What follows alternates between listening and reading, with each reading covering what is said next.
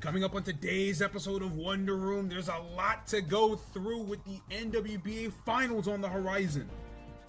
Legacy, Turnback, Pursuit, Hardhome, Blackthorn, they've all been great all season, but who emerges as the top dog in a stacked Ruby League? Snowbell City looks like a favorite to head to the NWBA Finals entering the postseason, but what does the rest of the Sapphire League have to say about that notion?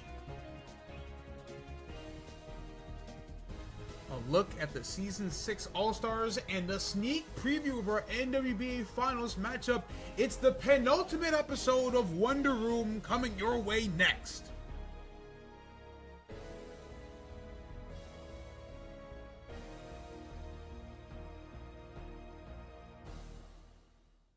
Wonder Room is brought to you in part by Booze Mobile and by Kurtz's Chicken.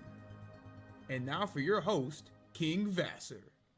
Hello everybody and welcome back to Wonder Room. It's been a little bit longer of a wait than normal, but makes a lot of sense. We've had to go through all of these playoff sets, so we finally know who emerged from each league and who is going to be battling for a chance to win the NWBA Finals in Season 6. But first, we'll make a quick pit stop. We do have All-Star Night and the All-Star Game to cover for just a little bit. There were 15 Mons that made the All-Star roster in each league. So, we will start with the Ruby League. Legacy, the number one team in the Ruby League, had 3 Mons make it to the All-Star Game. The MVP candidate Hippowdon getting 8, as well as Lucario, the Terra Captain. And then the mascot, Kirim, getting a whopping 13 votes. Makes a lot of sense. It got banned often, but when it wasn't banned, it put up monster numbers. It even won Pokemon of the Week at one point this season. Hardhome also had 3 Mons make the All-Star Game. Infernape, the Terra Captain, with 7, Samurott H, the MVP candidate, with 11, and Sandy Shocks with 6 votes, barely making the cutoff. Pursuit had 2 Mons make the All-Star Game, Iron Crown, the MVP frontrunner, with 13, and Mew having 10, as well as the ultimate counter pick. Blackthorn also put 2 Mons in the All-Star Game, Zapdos with 9 votes, and Iron Treads with 15, which led all Mons in the Ruby League in terms of votes received, surprisingly enough. Snowpoint, even though they did not make the playoffs, also had 2 Mons make the All-Star Game. Greninja had 7 votes, and Salamence, who was the number 1 point scorer in the first half of the season, getting a very respectable 12 votes. Turnback had 1 Mon make it to the All-Star Game. Weezing G, which a bit surprising. Weezing G was not the number 1 point scorer on the team. That was Primarina, but Weezing G was a 2020 club member, and when you consider that Turnback was very balanced, if you look at the points, it makes sense only 1 Mon would make it, and Weezing G, getting credit for being a defensive stalwart on that team, gets the All-Star nod. Volcanion of Kitakami is their lone All-Star Game representative, but with 13 votes, Volcanion was a very strong case, and if that team had a better record, would have had a pretty compelling case to make a chance at getting the MVP award. Unfortunately, just not the way it shook out, but still balled out enough to make it to the All-Star Game. And then lastly, Iron Hands of Sicily with 9 votes. Even though they were the worst team in the league, Iron Hands was the only thing that really kept that team from spiraling completely out of control in the back half of the season, and as a result ends up making the All-Star Game as the 15th member. Over in the Sapphire League, we will start with Fuchsia City, who ended up putting 4 Mons in the All-Star Game, which led all teams in Season 6, and a number that very few teams ever get to see over the course of the season. For Alligator, the MVP candidate ended up with 15 votes, Mamoswine getting 8, Walking Wake getting 7, a bit surprising considering that Mon very rarely got any playing time this season, but we've seen in seasons past that Mons that get banned very heavily because of how terrifying they are on paper will still end up making the All-Star Game purely out of respect. But then perhaps the most surprising All-Star in NWBA history, Wo-Chen made it in with 6 votes. We never see a purely defensive Mon get into the All-Star Game just by the nature of what they are. But Wo-Chen was so frustrating for so many teams to deal with this season that ended up making the All-Star Game anyway. Snowbell City put up 2 Mons. The Terra Captain and MVP frontrunner in the Sapphire League, Reggie Draco, with 18 votes that led all Mons in both leagues in voting numbers this season. And Great Tusk, who also managed to get 12 votes. Kaskarafa put up 2 All-Star Mons as well, Rillaboom getting 10 votes and Excadrill with 5. DreamYard had 2 Mons as well, Cinderace with 5, and Sinistra, the MVP candidate, with 14. Mostape surprisingly was able to put up 2 Mons to the All-Star game. Gargasalt getting 12 votes as a Terra Captain, and then Terrakion, which did a lot of the heavy lifting for that team, getting 9 votes. Undella also put 2 Mons up in the All-Star game. Thunderous T, the Terra Captain, getting 12 votes, and then Scizor getting 8 votes. And then lastly, Corway, despite missing the playoffs, was able to put up an All-Star Mon. Torterra getting 5 votes. It is important to note that there was a tie in that 5-vote spot. Dragapult was voted out via public vote, so it did not make the All-Star game, allowing for Corway to have an All-Star representative. Unfortunately, this does mean that Lava Ridge Town is the only team in Season 6 that does not have an All-Star, but for what it's worth, they were able to still avoid the relegation match, so there is still a victory to be found, even though none of their Mons were able to see enough success to get voted into the All-Star game in Season 6. As for the All-Star game itself, we don't really have the time to show you every single thing that happened in the All-Star game. And for what it's worth, the All-Star game, it's not going to be taken nearly as seriously, but we can at least bring you the stats from how it went down. The Ruby All-Stars avenging their defeat from last season, winning by a score of 5-3. The 2 MVPs of each league, of course, were the ones to put up the most points. Iron Crown racking up 10 with Reggie Draco racking up 8. Greninja, Walking Wake, Hippowdon, Iron Hands, Thunderous T all put up very solid performances as well. And once again, for the 2nd season in a row, there is a Sapphire All-Star that didn't even get to see playing time. Last season, it was Volcanion. This time around, it's Terrakion. Bit of an odd quirk. Not sure why King opted not to put Terrakion in the game, but at the end of the day, it's still all in good fun, and it was a fun time for everyone involved, but it's the Ruby League that comes out on top this season. With the All-Star ceremonies out of the way, let's get into the meat of today's episode and why we are here. The playoffs have now just about concluded. We've gone through the wild card all the way through the league finals. Who ended up emerging, making out of each respective league with a chance to win the big one? We'll start with the Sapphire League wild card match, Undella versus Kaskarafa. As you can see by the teams, it's going to have to be a faster paced game. Undella lacking quite a bit of defense as they have all season. It's just up to Skarmory.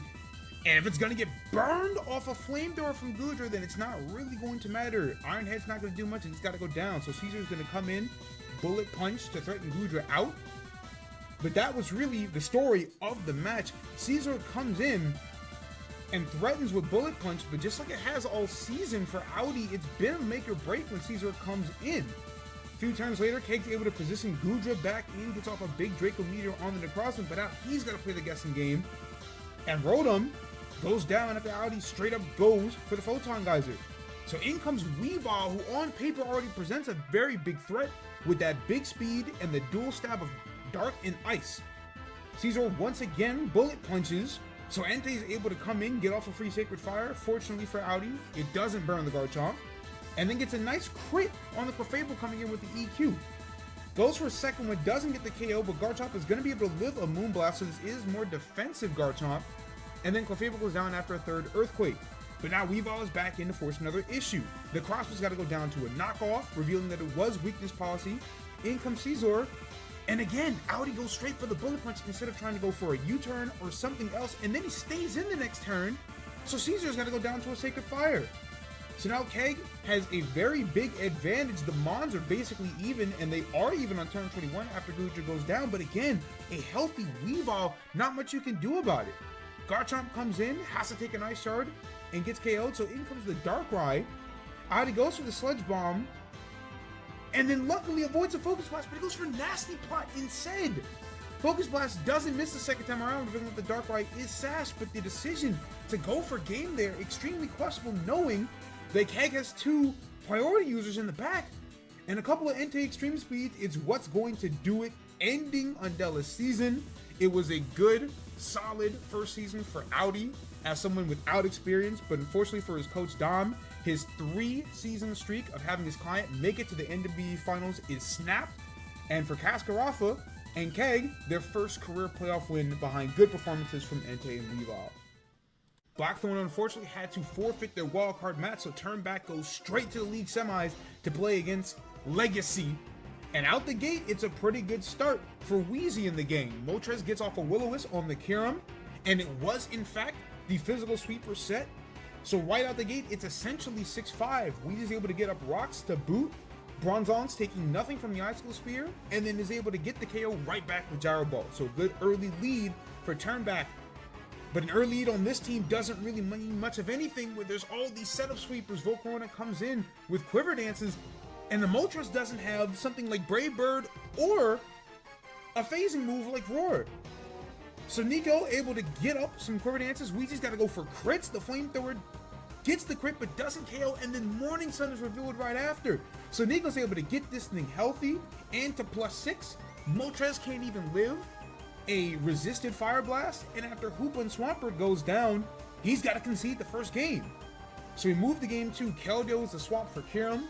Hoopa, smart lead, gets off a Shadow Ball, but Hoopa unbound, the AV comes through, gets a big knock on Moltres, reveals Rock Tomb, but doesn't Terra, it doesn't KO, so it goes down to a U-turn immediately after. So once again, Turnback out to an early lead. Decidueye comes in with a lead blade, Weezing blocks it, gets off a good Toxic on Keldeo, and it's good that Weezy brought all these status moves because you know Nico's filled and armed to the teeth with setup sweepers. The Keldeo at +1 doesn't KO the Swampert, and it gets a big crit on the EQ. So Keldeo is going to be able to pick up the KO on Swampert with the Hydro Pump, but all that prior damage and the Toxic Chip is going to KO it. So in comes Volk, and Nico decides, no need to get greedy, go straight for the Fire Blast. It lands, Revoom goes down. So now Roaring Moon is going to have to come in, and you know Big Hippo, the MVP candidate, it's been sturdy all season. It's not going to take much of anything from a booster Roaring Moon. Rocks are up, so even though Moltres is able to get off a Roost, this thing is basically toast. Once it pivots out, sure enough, reveals the U-turn, so now it's effectively 4-3. Weezing G is able to come in, dodges a Fire Blast, and then gets off a Clear Smog.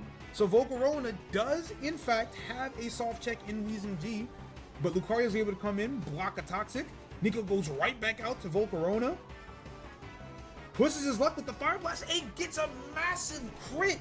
So now Wheezy is really in dire straits. Hoopa's able to pick up the KO, but already down in Mons, and with Moltres with no boots, it might as well be game. Roaring Moon's got to come in and try to save this thing, but a Terra Fairy easily gets rid of Roaring Moon with the Terra Blast, and with no way of taking out the Shadow Sneak, it's a clean 2-0 for Legacy. Volcarona finished with 8 total KOs. It's Nico's first career playoff win after being shut out of last postseason. And while it was a good effort from Wheezy and Turnback, he is now 1-4 all-time in playoff sets, and it's Legacy moving on to the Ruby League Finals. Snowbell City and Kaskaraffa, and right out the gate, King is looking for blood. Ogerpon gets a great read on the switch to Gudra, hits it with a big play off, and U-turns out to pick up the first KO of the set already. But it's this Rotom that's going to present a lot of problems.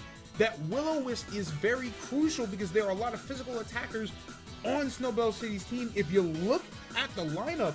And so Keg, very smartly, getting the edge in the team building. Azumarill comes in on a Rillaboom knock on turn 5, and you know that this thing is designed to beat Rillaboom by name alone, and then the Ice Burn the next turn lets you know for certain.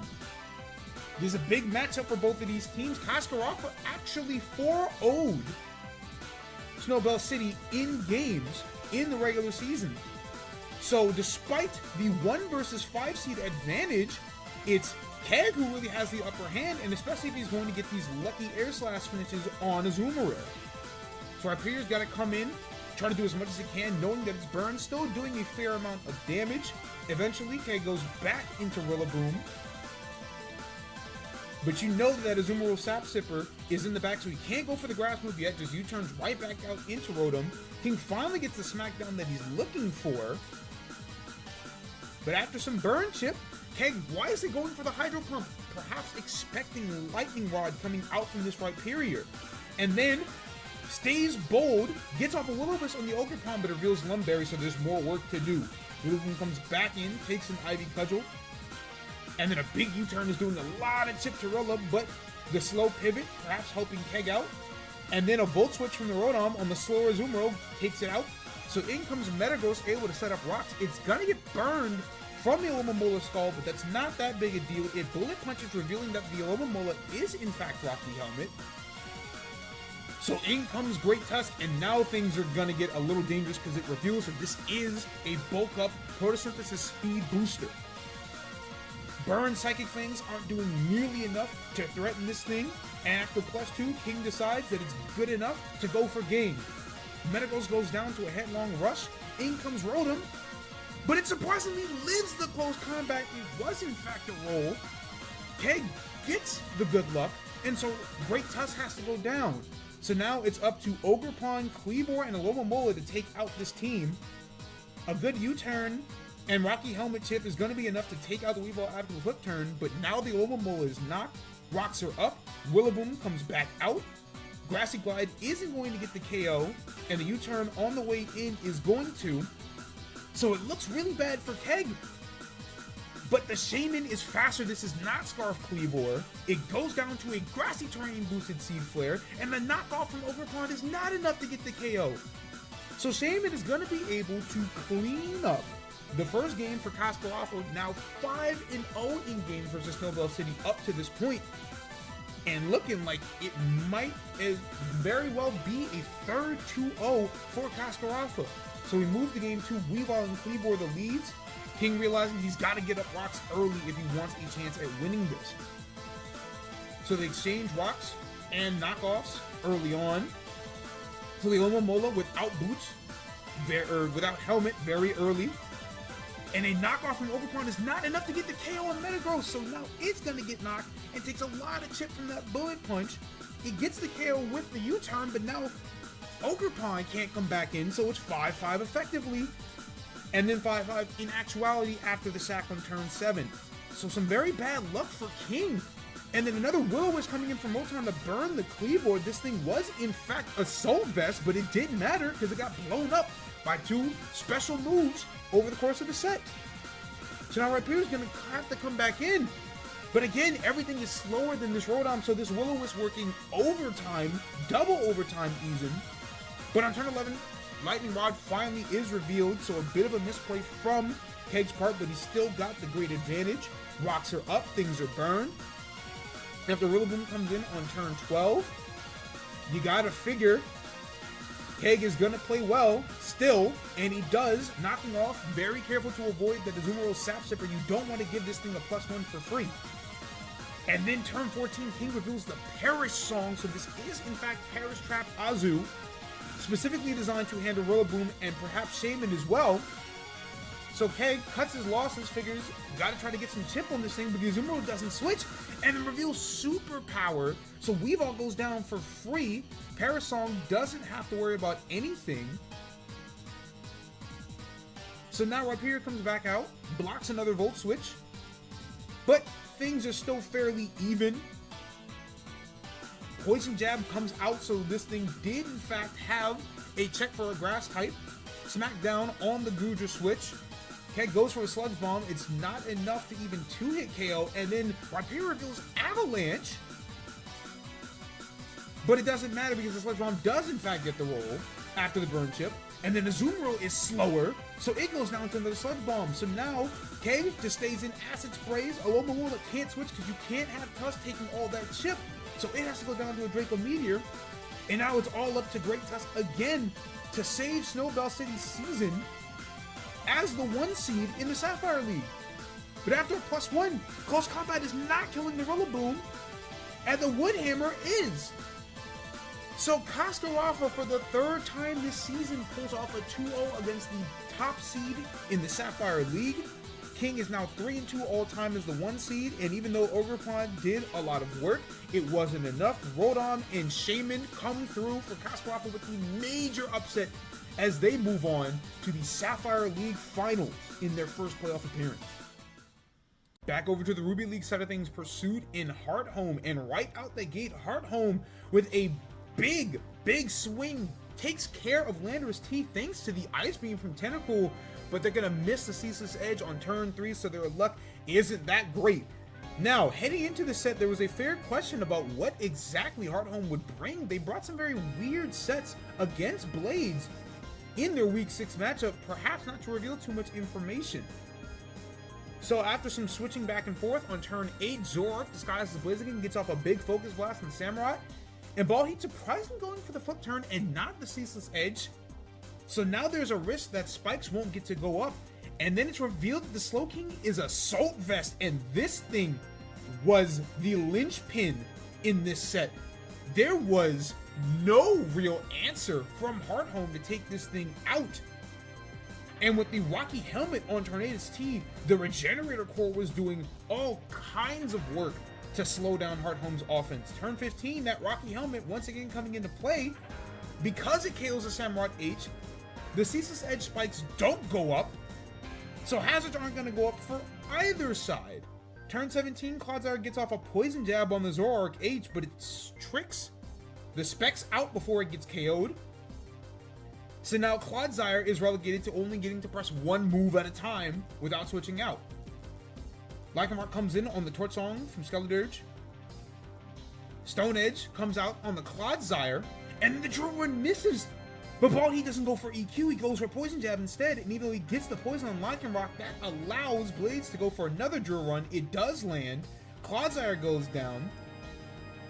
And again, because of the AV Slowking, Sandy Shocks isn't doing nearly enough to damage this thing, and it goes down to a Scald. So now it's up to Dirge and the Tentacool, which is most likely a choice item.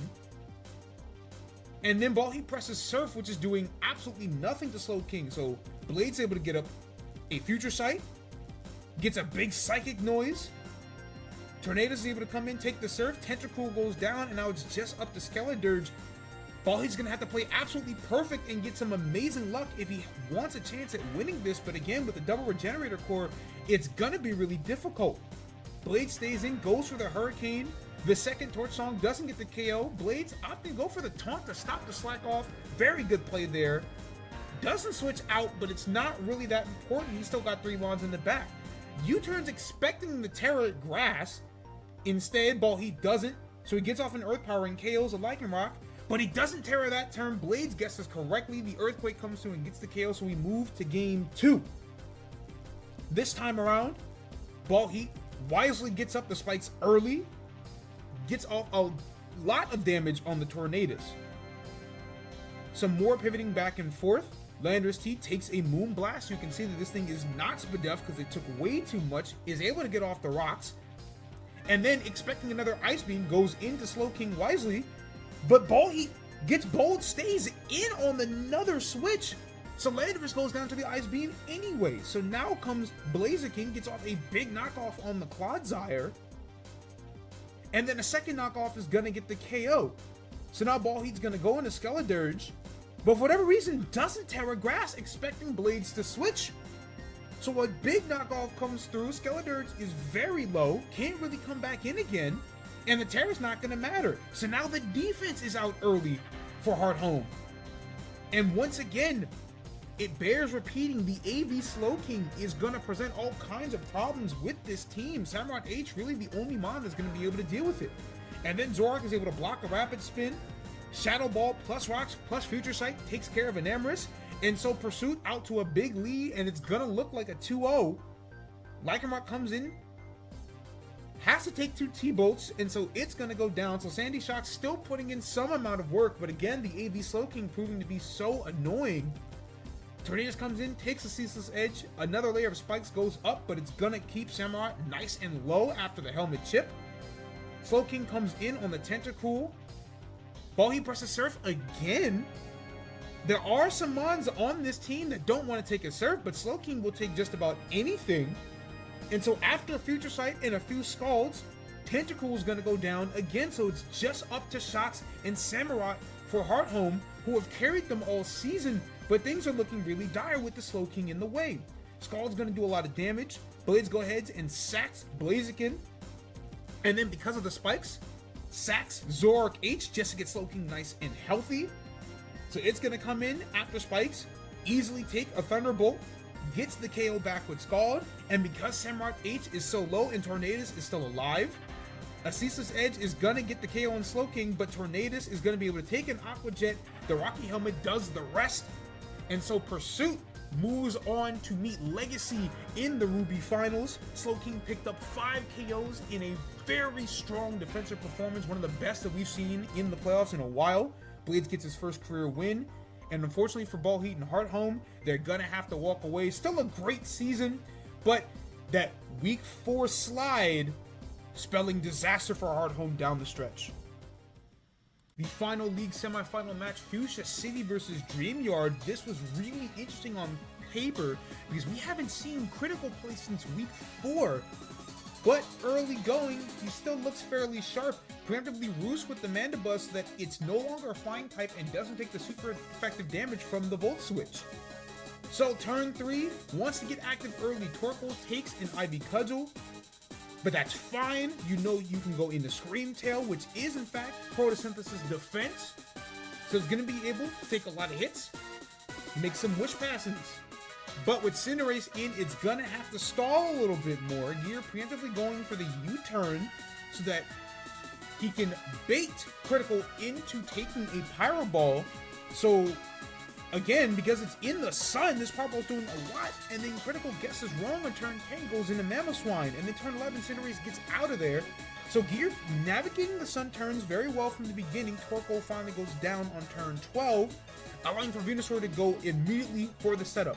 Vikavolt gets off a lot of damage with the Bug Buzz, but it's going to have to go down thanks to Venusaur being at +2. But then Araquanid comes in and reveals that it has Mirror Coat, so Venusaur not going to be able to get the dub easily. And then Araquanid reveals that it's Reflect as a 4th move.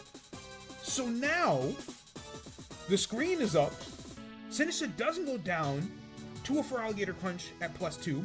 Gets the one-shot with Machagacha. Mamoswine's going to have to try to pull a rabbit out of its hat. It gets the flinch on the first Icicle Crash, but misses the second one outright. Strength Sap comes in, and Critical realizes this is a losing situation, has to forfeit the first game. So we move to turn 2. Big Roach is the swap for Scream Tail. And out the gate, Gear goes for a taunt. Critical goes for a knock instead. It immediately brings in Torkoal, wants to try to get as much of the sun sweeping stuff done as possible after setting up rocks. But Sinistcha comes in early, so that has to result in a change of plans. Mandibuzz reveals that it has Brave Bird, which is gonna do a lot to Sinistcha, but it's doing under half, which means between Machagacha and Strength Sap, Sinistcha is gonna be able to sit on this thing, and this is how seasons die. The setup sweeper proving to be too much. It's healing too much off of its moves. It's gonna be able to Calm Mind here and get more boost. Strength Sap on the Torkoal, now it's at full at +1, so now Gear can go for more Calm Minds. It's Heat Proof, so the Will-O-Wisp Burn isn't doing anything. And so on turn 22, it looks like Critical Season is gonna end. Vandabuzz goes down to a Shadow Ball. Mamoswine needs a prayer, and the namesake comes through. We have more games to play. Sinistcha goes down to the crit Icicle Crash, so now Critical Season is not done. He can still find a way to win this game 2 and turn this set around. Dragon Ball comes in on turn 25, gets burned, but that's fine. This thing is Specs. Draco Meteor takes out Torkoal, but that's more than enough Sun Turns for Venusaur to come in and go for the growth win. Draco Meteor does a lot, but the Giga Drain from Venusaur is gonna heal a lot. So now you expect Araquanid to come back in and do its thing. But Gear, oddly enough, doesn't. Goes for the Sucker Punch with Cinderace. It's doing a lot, but not nearly enough to KO Venusaur, so it has to go down. Ogerpon has 30, but because the rocks are up, it has to go down. So now Venusaur is relatively healthy, and Gear sacked a lot of mons. Araquanid is able to lift the Sludge Bomb and get the KO with Mirror Coat, but with just about all of its offense down, Froggier is going to be able to come in, pick up the Liquidation, and deal big damage to the Vikavolt before it goes down to a Thunderbolt. And so now Critical has in fact brought this thing back, and we go to game 3. And in a crucial situation, guesses correctly on turn 1, gets the big Earthquake on Cinderace for the first KO of game 3 on turn 1. So now things are looking bad for Gear, who's on the back foot. Wo-Chin going for the Terra Poison. Good read on Gear's part, going for the Psyshock, but after a Leech Seed, and thanks to leftovers as well, Wo-Chin is not taking nearly enough to be threatened that hard by Sylveon. Hyper Voice comes in on the Torkoal, but it can take that easily, so even though Gear is doing a good job of staying healthy due to its Wish Passes, Critical is able to get up rocks. The Leech Seed is still on Sylveon. Torkoal gets off a Will-O-Wisp, so now this thing is going to be taking a lot of residual damage after turns, 18% to be precise.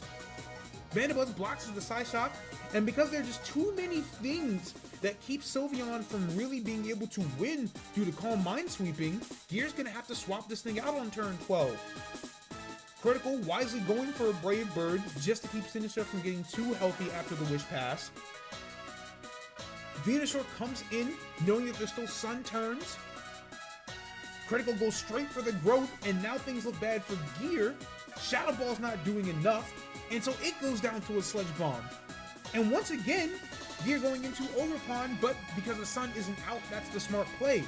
But it doesn't matter to Critical. He'll gladly sack Torkoal to bring Mamoswine out, but this was actually a pretty good play from Critical here. Forces Sylveon to go down. Araquanid comes in to threaten a liquidation, gets off the webs, but now Ogerpon has to come in on more rocks, and a great foul play comes out. So Wo-Chin's gonna be able to take this thing out, lives in Ivy Cudgel easily, and it's down to Dragapult as the only offense left in Gear's season.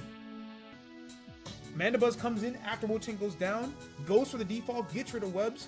The Brave Bird is gonna take out Araquanid, and now it's up to Dragapult to pull a Miracle out. The first Draco Meteor only has 52%, so Mandibuzz is not going to go down to the second one. It's going to get to Roost. Draco Meteor isn't able to crit, and that's going to end DreamYard season, and just as an extra slap in the face, the final Draco Meteor ends up missing Mandibuzz entirely. So Critical, once again, in a tight situation, in a big-time set, pulls off the clutch comeback in their first set since week 4. Gear, unfortunately, has to watch his season end. It was a great effort, but it's Critical moving on to the Sapphire League Finals. So now we're down to the final 4, Legacy and Pursuit, the top 2 teams on the season. Out the gate, Lilligant's bad hustle luck comes through again, and then he gets frozen from the Ice Punch. One of the most wild turn ones we've ever seen. Nico taking that luck and going straight to the bank with it, gets off 2 Swords Dances. Slowking goes down in 1 shot to a crunch. So Blaziken's gonna have to come in, do some damage control, but the Flare Blitz, banded damage, being able to 2-shot hit Powdon, that is not an easy feat. So right out the gate, Blades is going to be able to take out Legacy's best defender. But Lucario is going to be able to come in with the E-Speed, pick up the KO on Lilligant H on the switch. Goes for the Ice Punch on Raging Bolt before it goes down to a Thunderbolt. So in comes Hoopa Unbound. This thing is likely AV based on the way Nico swaps it in. Nico wisely Terra Firing on the U-turn, not going to make the same mistake he made against Turnback. And then the Thunderclap on turn 11 reveals that the Hoopa is in fact AV. Raging Bolt goes down. Decidueye comes in to block a Lycanroc, Accelerock, and the Poltergeist doing big damage on Tornadus. So a good spot here for Nico in this game 1. It's been very hectic, but he's been able to dictate the pace to his advantage. Blades has to come in, swaps in Blaziken. Jirachi goes for the Iron Head, so Blaziken goes down. Tornadus is able to get the knock on the Jirachi, but this thing's Iron Heads are going to do more than enough damage to make things difficult. And after a second Iron Head on the taunt, Tornadus goes down, so it's up to Lycanroc. Jirachi gets hit with the crunch, and then Nico going back to Volcarona after swapping Decidueye. He gets the Flame Body proc. So Decidueye is going to be able to clean up the game, but it misses a Poltergeist, so Lycanroc going to be able to live a little bit longer, and then it gets the defense drop on the crunch. So Nico's in a bit of a weird spot. He goes out to Hoopa, blocks the crunch, lives the Excel Rock after, gets off the Psychic, Lycanroc goes down, so game 1 goes to Legacy. And interesting that Hoopa is mixed. So, turn 1 on game 2, Blaziken is in, he gets off a CC, but that's not going to be enough to 2-hit KO Hippowdon this time around, so rocks are going to be able to get up for Nico. Hurricane misses, so Blade's luck once again running poor. Able to get the knockoff on the Hoopa on turn 4. Hoopa once again tears into a fire type to not take that much damage from the U-turn. Goes for a knock on the Bolt, but it's booster, so it's not going to do that much. Draco comes out, Hoopa goes down, and so Pursuit has the early lead. But Lucario comes in, thanks to the Bolt being at a lowered special attack, goes for the SD, gets the KO with Ice Punch, and then does a lot of damage to Tornadus on the E-Speed, and then Hurricane misses again! So now Lucario is going to be able to pick up a KO. Lycanroc takes 45% from the E-Speed, the second one is going to kill. And so things look really bad for Blades. He's got an upper hand with the Blaziken. He's revealed that tech before, so that's smart team building. In comes Overqwil with the Intimidate, and then Swords Dance, revealing that this is a setup sweeper. Blaze goes into Tornadus, and then Agility comes out. So it's Double Dance Overqwil. Gunk Shot gonna take care of Tornadus. Lulliging H is slower. Gunk Shot lands again.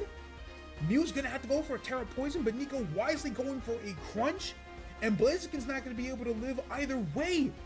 So a crazy set coming out from Nico. The Dual Dance Overqwil solidifies his spot in the NWBA Finals. It's Nico's 15th 2-0 of the season. Blades finishes 1-16 games against his buddy. A great season coming out from him, but Nico and Legacy move on to represent the Ruby League in the finals. Fuchsia City and Kasparov with a spot in the NWBA Finals on the line. Out the gate, two interesting things of note. Number one, Venusaur is here, but it's a rain team. Interesting in that Fuchsia City was able to pick up the dub against Kasparov with the sun last time around, instead switching tactics, going for rain instead. And that aforementioned Venusaur is defensive with Knockoff and Toxic to be annoying. But early on, it was Kasparov proving to be more annoying, thanks to the Metagross with Knockoff and the Clefable with Rocks, Wish, and Protect. So the defensive support that this Clefable was able to provide, proving to be very annoying towards Fuchsia City from the outset. Rodon was able to get a para on the Venusaur, so this thing is in a bad way. Mandibles got knocked off by Metagross, so that's in a bad way. And then on turn 14, a very healthy Metagross gets a knock on Pelipper, revealing the Damp Rocks. So now, Kingdra's gonna have to come in the rain, do some damage. Gets a big crit with the Draco Meteor, but not enough to KO the Metagross. Psychic Fang's doing a lot back, so Critical's gonna have to sack Mandibuzz to try to get things back in his favor. Turn 17, Venusaur comes out after the KO. And so Keg goes into Ditto, scouting this thing, but for whatever reason chooses to stay in, playing a little oddly, loses the Scarf. Mamoswine comes in on the Sludge Bomb and then gets the crit with the Icicle Crash, so Venusaur, aka Ditto, has to go down. So Rodon comes in, Venusaur is able to block the Hydro Pump and not get KO'd by the Volt Switch either. But Metagross is going to be able to live, and because this thing is parried, Metagross is able to get off another hit. So Pelipper gets sacked. So now Critical's down just to his offense with no rain to support it afterwards, but Feraligatr gets off a big liquidation on Shaman. And then Keg getting bold, reading the switch, going for the Seed Flare and tearing into a Steel type, and the Earth Power the next turn is going to get rid of Venusaur. So now Mamoswine comes in, Keg guesses correctly, blocks the Earthquake thanks to Rotom. Kingdra has to come in now, but it's going to live a Hydro Pump, so this thing's going to be able to get off some Surfs and do some big damage before it goes down. Clefable gets off a Protect just to make sure this thing is Specs, and then has to go down to a second Surf. Goodra comes in, the Terra Water Surf is doing anything to that, the Thunderbolt picks up the KO, in comes Mamoswine, and Keg normally is up in Mons, willing to sack the Goodra, gets in Mamoswine to get off a Bullet Punch to scare out Mamo, goes down to Liquidation, but again, still up in Mons. So now Shaman comes in, the Seed Flare doesn't miss, takes out Feraligatr. Icicle Crash misses from Mamo, knowing that Earthquake is not going to win the set because this thing is Scarf, and Shaman picks up the game 1 win. So on to game 2, Big Woach, once again, the swap. It's been saving Critical so many times. He thinks that it's going to be able to save him in this set and push him towards the NWBA finals. So early on, Pelipper gets Kingdra in, no rocks, but he goes for the Ice Beam. Keg once again reading the situation correctly, gets off a Moonblast, so Kingdra once again low, protects on the Icicle Crash so he knows what he can swap into. Or rather, what he doesn't. He gets a little bit greedy and stays in, but unfortunately the Icicle Crash flinches, so now Feraligatr is in. Rotom's gonna have to come in, but it lives a crunch quite easily. And Keg goes for the Thunder Wave instead, knowing that this thing has to be incentivized to stay in and kick the KO. But the Gengar Thunderbolt doesn't get the KO back, so Feraligatr picks up 2 KOs. Shaman comes in now. Mandibuzz gets the Spadef drop on the Seed Flare, so now things are going to get dangerous. Pelipper's got to get sacked to the Seed Flare. Keg guesses right on Mamoswine again, knowing that Critical would expect him to Terra. He doesn't, picks up the KO on Mamoswine, and then Terra steals on the Hurricane. Shaman picks up a 3rd KO. So now, the momentum has swung entirely in Cascarafa's favor. Shaman picking up 3 KOs to outpace Feraligatr's 2. And with the rain out and Feraligatr parried, things look really bad for Critical. Clef gets the KO with Moonblast, and because of how annoying this thing has been defensively, and thanks to the Magic Guard, and the fact that Wolchin was parried early, thanks to a Rotom Thunder Wave, it's looking awful for Critical. It's down to just his defense, his season on the line.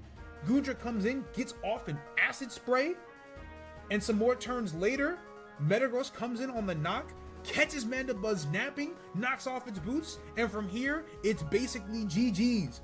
There's nothing Wolchin can really do. The Terra Blast Poison not doing enough to the Clefable. Magic Guard prevents Leedsea from doing anything. Critical goes for the knock, unfortunately, on the Wish. So now Clefable's going to be able to get healthy. After them, some death drops, or some special attack drops rather, it's all over. Critical's gotta concede. And so Cascarafa becomes the first 5 seed to make it all the way to the NWBA finals. Shaman and Clefable making agency plays to get Keg the 2-0. A fantastic first season from Critical, but unfortunately not enough to make it all the way to the final match. And with that, the playoffs are just about done. We are down to just 2 teams remaining. We'll take one last look at how we got here, and we'll look at the head-to-head and see who might have the advantage heading into this championship game. So as we take one last look at our playoff bracket through Season 6, we've already gone through all the sets, but just in case you need a refresher on who got here and how they got here, take a look. The 1 seed in the Ruby League, Legacy, has in fact continued their dominant season all the way to the NWBA finals, blasting past both Turnback and Pursuit to get here.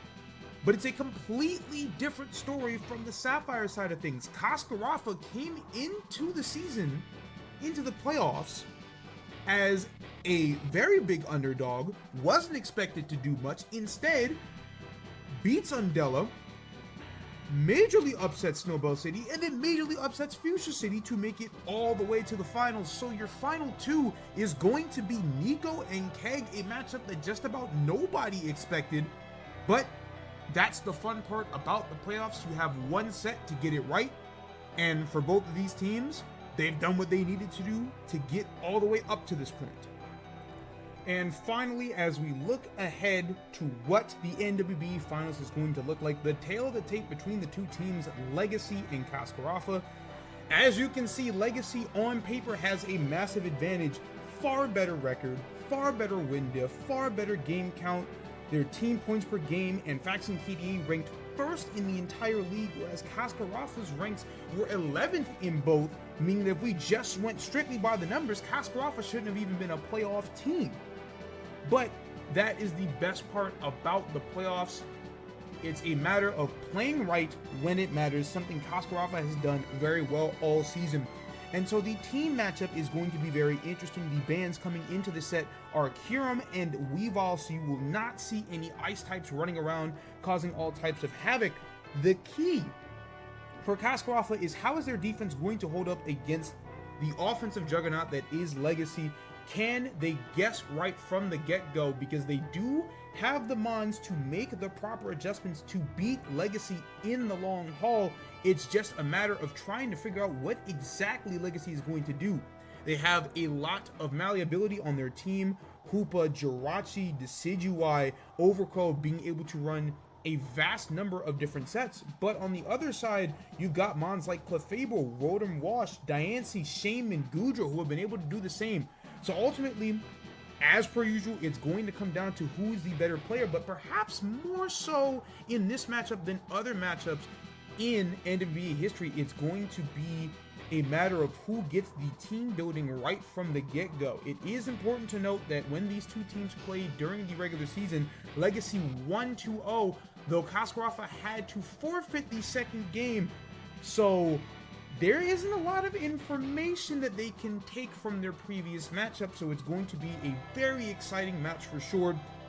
Personally, I would like to believe that Legacy is going to finish the book, so to speak, and cap off what has been an incredibly dominant season, but it would not surprise me based on how well Keg has been playing to see him be able to pull off the massive upset and finish the Cinderella story once and for all.